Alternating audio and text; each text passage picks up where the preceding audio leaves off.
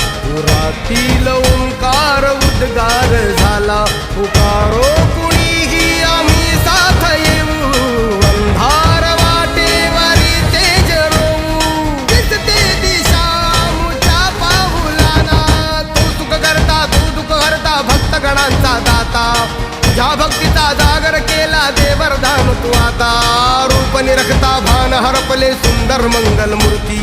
नसा नसातून उधाणलेली आनंदाची भरती जय घोष चाले तुझा मोरया